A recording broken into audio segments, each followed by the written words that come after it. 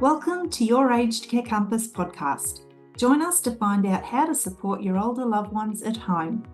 We're going to help you make sense of Australia's aged care system. We talk about legal and financial considerations for ageing and how chronic health conditions impact your older loved ones' well-being. And we share real-life stories of where it went wrong for people and how we got them back on track. Welcome back to your Aged Care Compass podcast. Taking a little deviation from our foundational aged care topics, we welcome guest speaker Susan Day, who has lived experience of caring for her elderly parents. Susan will be chatting with me about what she did and how she did it and when to support her parents into and through our aged care system to get them the help they needed to remain at home for as long as possible. So Susan is 57 and she's a librarian. She lives in Brisbane with her partner and her daughter and her toy cavoodle. She has 2 brothers and a sister. When Susan first sought help for her parents, they were still both alive. Mum has since passed and they were living independently on the Gold Coast. Dad has moved into residential aged care since then. Susan, welcome. It's my pleasure to have you here with me today. Thank you. You supported your parents to get into and move through our very complex aged care system. Just going back to the beginning, when you were aware that they might need some help at home, what were the signs that were evident to you that that might be the case? Well, Mum had macular degeneration, which was getting worse. So she had always been the one in the relationship. She was the one that did the cooking and the shopping and looked after the medication administration for both her and my dad. And not being able to see, it just got to the point where she couldn't do those things properly anymore. And because my dad was showing signs of early dementia, he was not really able to step in and pick up the slack. So it was quite clear that things weren't sustainable and we couldn't carry on with them just managing on their own. So we were all of us children were stepping in to help a whole lot more than we had been before. That's what happens, doesn't it? Everybody rallies and it's great while it's working, but as you said, it's not sustainable. And I know that you live about an hour away from where Mum and Dad were, so impossible to commute that 2-3 times a week. I was lucky. I had my 2 brothers lived locally. I lived an hour away. My sister is interstate. So she was making trips regularly, but she'd make a trip and stay for about 5 days. But it's hard to do that when you're working as well and you have to negotiate leave and all of that. Very difficult. Yeah. So did you action the referral to My Aged Care or did someone do that on behalf of your parents? Like your GP, someone? It's a bit of a blur when you talk about My Aged Care. I remember probably in 2016 or 2017 when they were still sort of doing all right, but Dad had a heart attack and just been sent back home from hospital, and we were just thinking, no, there must be some help that we can get them. And I think that's where, when we first got in touch with My Aged Care, and I think it was my sister started the process. It's a bit of a blur. I don't really remember. All I know is that it was years later that we actually got them what I felt was the help that they needed, and I regretted not having gotten that help for them much sooner.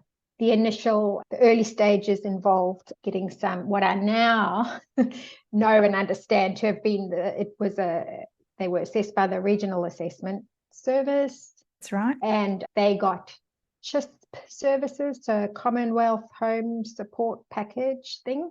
And at the time, it was just all so confusing because I remember taking a day off work to go to the Gold Coast to be with them while this assessor came.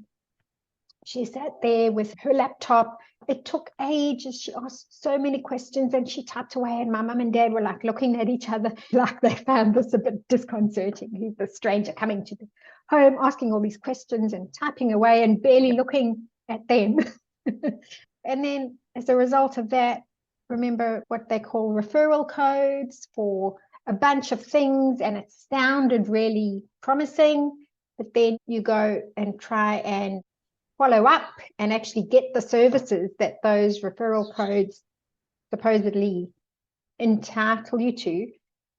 And there aren't actually any providers, or the providers in your area for that particular service are at capacity. So it was a very frustrating. I think basically what they got out of that was a fortnightly cleaner for an hour, and then transport services, which they never used because my mum struggled to get in and out of the car. That it was like a van. And she needed transport for things like to a hospital appointment, to the eye clinic for her eye injection kind of thing. And it's a long day. You don't know how long you're going to be waiting there for before it just didn't work for them.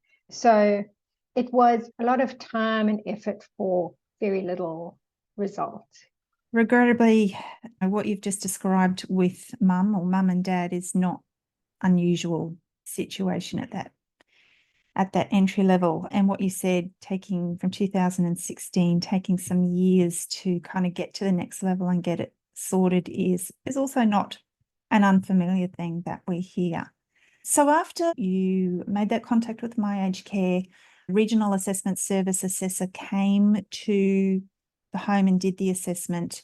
You've just described how that was, and it is confronting when a stranger comes into your home for the first time and they're asking you a gazillion questions and tapping away. It's not really personal. It can be a little bit unsettling for older people as well, and they're wondering what's going on and what's the outcome and what does this mean. Then you went eventually, when you got mum and dad, to the aged care assessment team. How did that assessment differ? Did they also come to the home, or was that done over the phone? So I think how we eventually got to be assessed by the ACAT team was Dad had been hospitalized for a heart attack, and he was going to go home, and the GP, I think, wrote a referral to the ACAT team asking for them to be assessed, saying that Dad needed care at home and mom wasn't able to provide that care because she couldn't see and she needed care herself. So I think that's how we got the ACAT team to come out and assess them. So ACAT's being teams of clinicians, Susan. Did you notice that the assessment that they did perhaps focused a little more on their health conditions or their functional limitations? Yes, very, very much so, definitely. And I just remember at the end of that, I was almost in tears. I was so grateful to the assessor for, like, I think mom and dad both felt listened to, unlike previous assessments. They felt like this lady was asking relevant questions and listening to their answers. It was a bit of a different experience. They were both approved for home care packages at that point, weren't they? And was it a level 3 that they were both? Dad was approved for level 3. At that point, we didn't have a dementia diagnosis on him. And physically, he was a lot better off than mum. Mum was approved for a level 4 package. Straight to the highest level. Just on that note, I'm just thinking when the level 3 became inadequate for Dad's needs, and his needs were higher than that, going back and then getting a support plan review, getting the ACAT to review that original approval for the level 3, was that fairly straightforward, or did that take quite some time to organise? We didn't do that. We never got him reassessed after the dementia diagnosis. We did apply for the supplement. Oh, the dementia and cognition supplement, which gives an additional few $1,000s of funding per year. Yep. But I think he never actually received it. Like, he's subsequently went into residential aged care in November And that only applies to people who are receiving home The care supplement, packages, right? it does. Yes. Yeah. So I think it was just, we left it a bit too late. And so we didn't actually see that. So when a person they get their approval from the ACAT for the home care package, and then they're waiting for that package to be assigned, that's when people generally start researching and looking into who they're going to choose as their provider. How did you go about that? I guess the choices, people are a lot more familiar now with self-management because there's a lot of discussion about that across social media, and it's a wonderful model, but it's not for everybody. The alternative typically is fully managed, where the provider will arrange everything for you. So fully managed, you've got the coordinator who's coordinating all the services and support. And then if you opt for self-managed, then you have to do the legwork and source your care workers and your clinicians. So in making that kind of choice, which model you were going to go with, and then choosing a provider, how did you approach that? I did a lot of Googling. I joined Facebook groups. Yep. I lurked in Facebook groups, just sort of reading all the posts and getting a sort of an awareness of the issues and so on. I think I realized, like, it just seemed to me that self-managed would be a better option, giving my mum and dad a bit more sort of choice, like just a say in their own affairs and how their days were going to go and so on, and who was going to come and give them the services that they wanted and so on. So yeah, it seemed like just a better option to me, the idea of self-management. And I just remember, look, it really is, it is a blur. And I've been trying to remember how things unfolded. But I think I came across your website somehow. I'm not sure exactly how I came across you. And you were offering a webinar that I signed up for. I was really impressed. It was just a relief to hear someone in the field with experience, like an authority source of information. Then you learn a lot in Facebook groups, but you also get a lot of misinformation in Facebook, because this is just the general public all chipping in and having their say. So it was hard to know, well, who's right, who's wrong, who do I believe? So it was just a relief to sort of know that, okay, this lady knows what she's talking about. And it's a lot easier to just have one authoritative source to consult than to be trying to piece things together from a zillion different. And then I got a copy of your book, which was also great.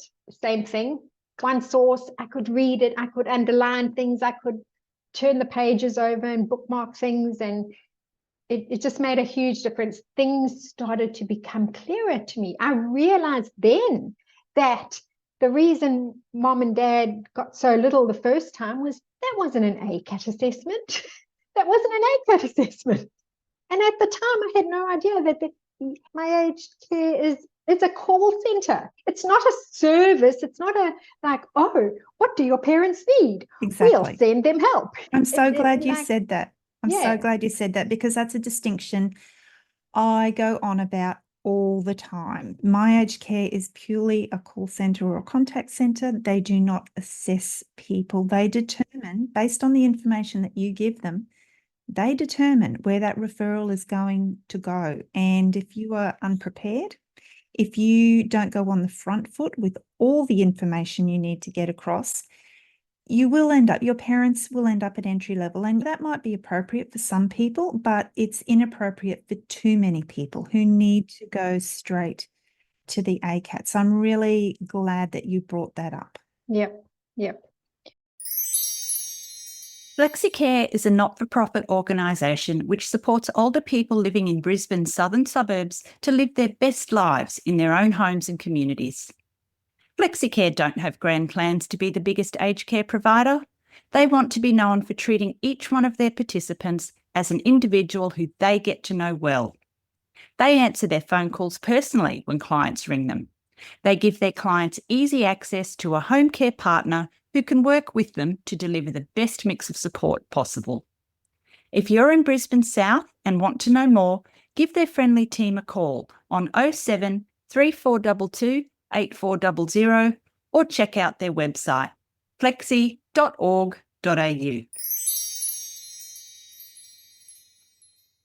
Yeah, so it was just a real eye-opener reading the book. And yeah, so I narrowed it down. I decided, yes, we want to go with a self-managed provider.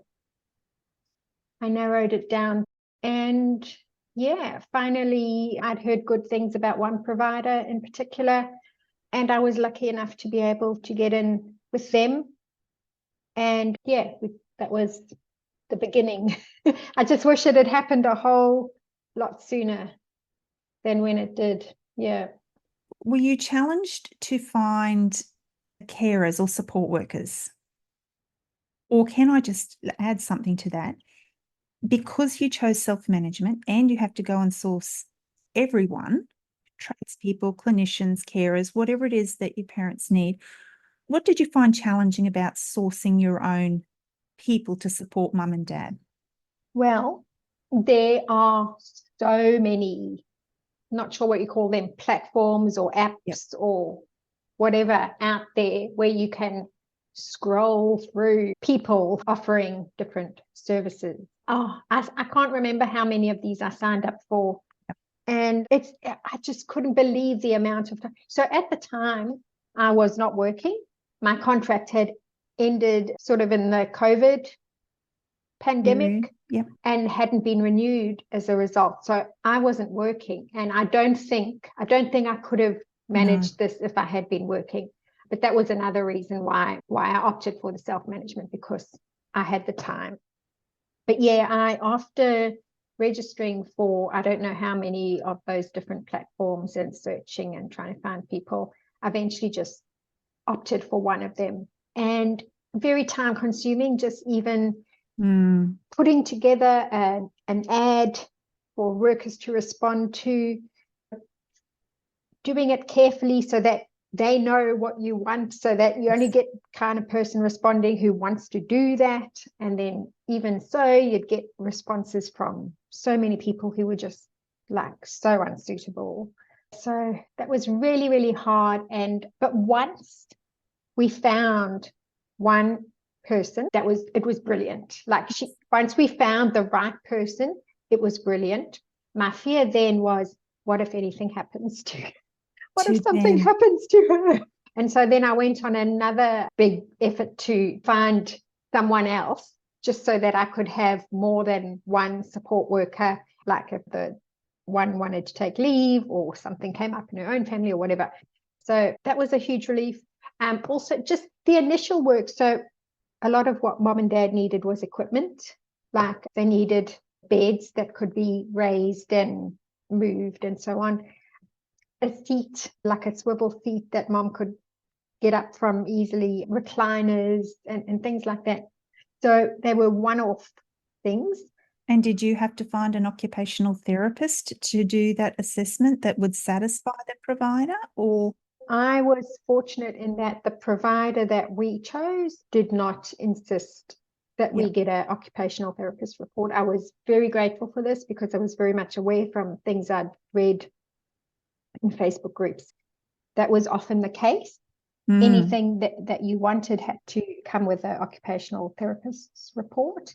And it's things like that. They just sound, it doesn't sound like it, but every single thing requires time. It does. Time. And anytime someone had to go and see my mum and dad, I usually took the time off work to be there at the same time, just so that I could make sure that everything was in order and that they were getting the right story and so on. So yes, I was fortunate enough. I'm really glad that you raised about the time that it takes, because one thing that bothers me, and I support my mum to self-manage her home care package, and it does take time. One thing that kind of bothers me is, and I see it playing out in social media, is the attractiveness of self-management, because the fees are lower. And I always say to people, you shouldn't base your decision on the fees. You have to understand that self-management, yes, it does give you greater choice and flexibility, but it does take time, and it takes time to set it up. And it does take time ongoing, like you were saying. What if something happened to one of those carers to maintain that? And then potentially, if you had needed a clinician, to go and source your clinician as well. So wonderful that you've highlighted that, because I think it's important that people understand self-management is a great option, but it does come with some challenges as well.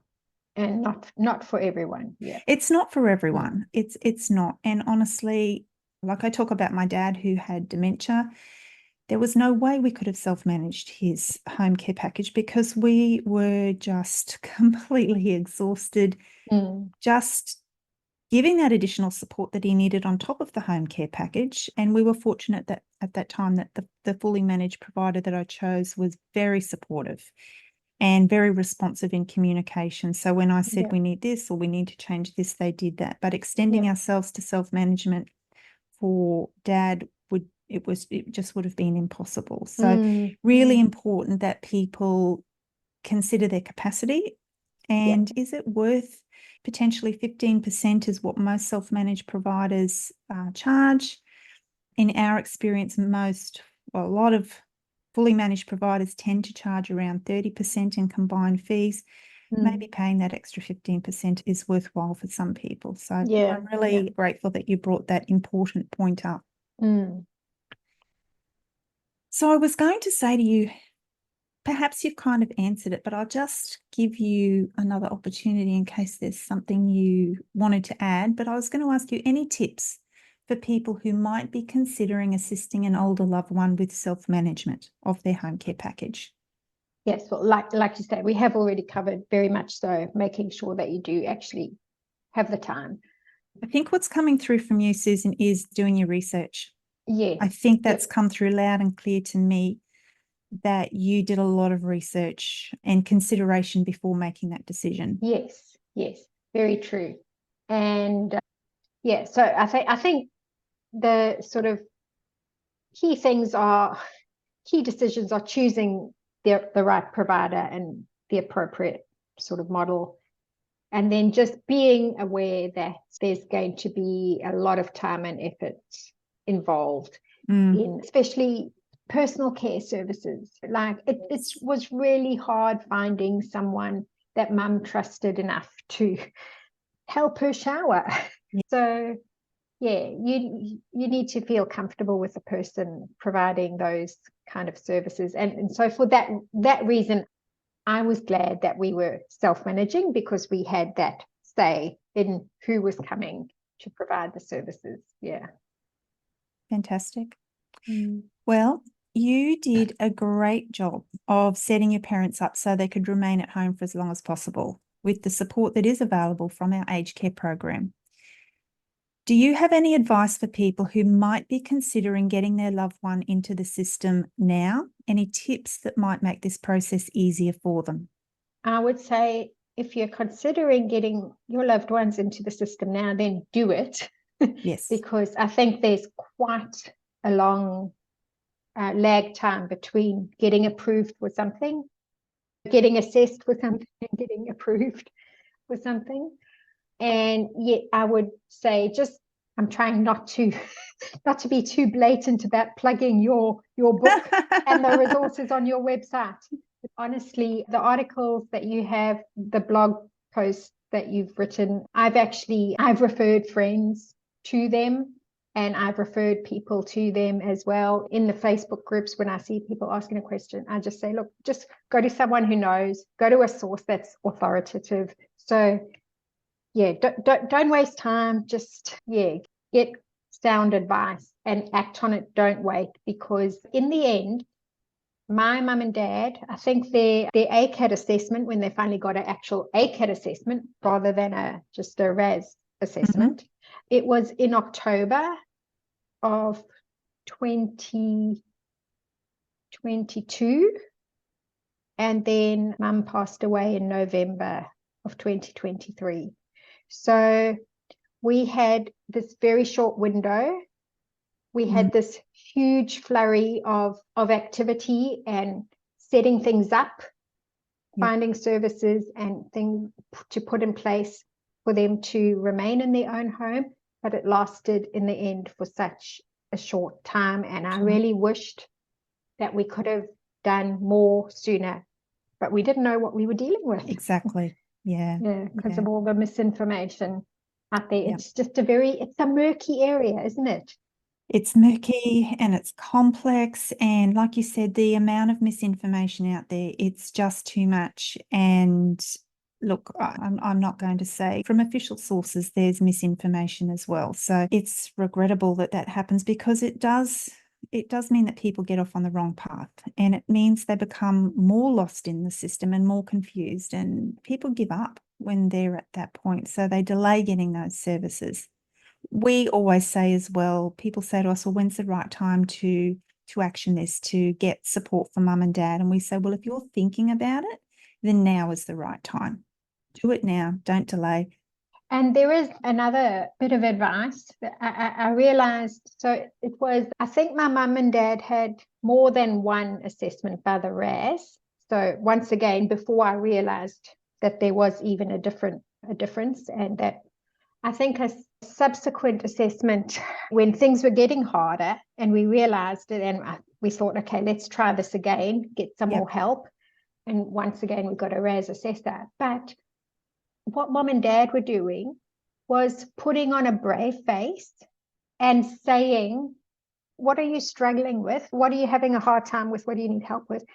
And mom and dad were, well, Susan does this for us, and Peter does that for us, and this is how we manage the washing, and it was all them. You know, they were putting on and it was true. But what didn't come out of that is how all of those of us who were all doing the helping, it was on top of our trying to keep our jobs and look after our children and pets and living far away. It wasn't easy. It's not easy. It's incredibly difficult and tiring. And so, yeah, we just, it's sort of just, it's about recognizing when you need help and not being afraid to acknowledge it and say, okay, it's getting too hard now for us and our families. We need help. Absolutely. Having that discussion with mum and dad and just saying it is getting too hard. Something's got to change. Really important to have that conversation, or else people like you, Susan, and adult children supporting their older loved ones they burn out. It happens. We know this. It takes a toll. The worst thing people can say, they can be stoic and say that their family is doing everything, because it does work against you in those assessments. And we just say to people, all that help that your adult children are providing, or your spouse or your neighbours or whoever, just mentally remove them from that situation. Yes. And then reflect on, what are your limitations? What can you do for yourself? How would you manage without Exactly. those people? Yep. And that gives you a true picture. Yeah. Great point. So look, it's been great chatting with you today. You've provided our listeners with excellent insight and advice on how you were able to support your parents at home. So thank you very much. You're very welcome. That concludes this episode of Your Aged Care Compass for this week. Thank you for joining me again, listeners. If you'd like to subscribe to this podcast or leave a review, we'd be very grateful. Until next week, take care. Hey Care community, thanks for listening to this episode. So you never miss a show, make sure you subscribe to our podcast. If you'd like to know more about what we do, head to our website, cmeacn.com.au.